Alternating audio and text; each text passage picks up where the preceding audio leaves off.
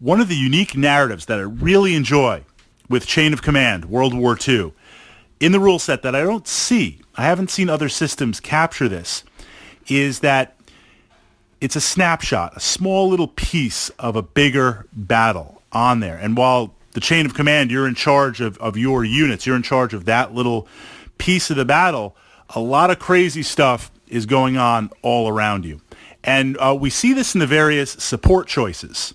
So based on your army list, based on the time period, you're going to be assigned a set number of units, infantry, support units, maybe even some mechanization on there.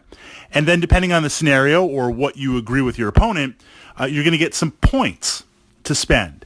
And these points you can use to purchase machine gun teams, mortar teams, various tanks. Obviously, the more powerful the tank, the more support choices.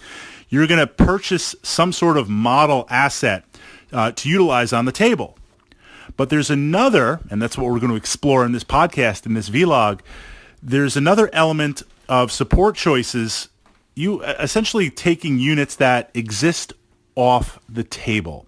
Examples would be air support or artillery or a machine gun team, a heavy machine gun team that's taken up position maybe on a hill or a little bit further away, just off the site of the battlefield, or maybe a mortar barrage team.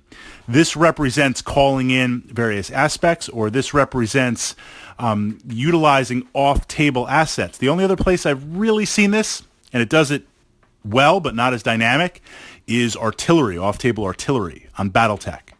So in spending your support choices, where do you go? Now, in many war games, you don't really have to make any decisions because you have so much support points, battle value, squadron points, power points, whatever we want to call it, that you get to have everything. Chain of Command is very realistic. You go to war with what you have. You got to make some serious decisions with finite resources. My experience has been advantages versus disadvantages. Let's look at, I love tanks. Let's take something not over the top. We're not going to go with like a King Tiger. Let's look at kind of the ubiquitous Panzer III on there. If I take the Panzer III, when I activate and I bring it on the table, now based on the command dice, it's there. I can put it into Overwatch. I can move it around on the table, so I have a greater range of command on the table. The downside with that is if it gets destroyed, now I'm going to have to potentially take a hit and lose some of my command points, bringing how many dice down I can access every turn. Maybe I have a Chain of Command die saved up and I can spend it to not make that roll on there to see how many points I lose. I'd personally rather spend that command die in an ambush or redeploy a jump-off point, but it's good to have one in the pocket just in case. It's something that you're paying the support points that you can utilize and, in theory, count on as much as you can count on.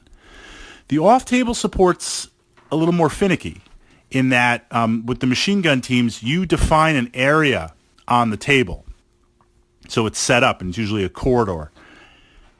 You have to activate it and see if it activates on that turn. The barrages may or may not work. So it's another layer of somewhat random. Maybe it'll work, maybe it won't work. The upside to that is you're buying into a support choice, you're buying into elements that can affect the game, but effectively there's no way for your opponent to destroy them. So is it worth, and this is what every commander has to kind of ask themselves, again using the Panzer III as an example, do I want to spend the guaranteed points and have something on the table that I will have more control over with when and how I deploy it, what I target, and how it operates, but at the same time it's vulnerable to my opponent destroying it and forcing that roll? Or do I go with something off table that might not be as flexible, but I don't have to worry about making that command roll? That's the choice. That's the interesting piece on there. And being able to play around maybe with the scenario, being able to play around maybe with the support choices that your opponent might bring, it adds a very, very realistic and a very different and interesting dimension to the rule set in the game.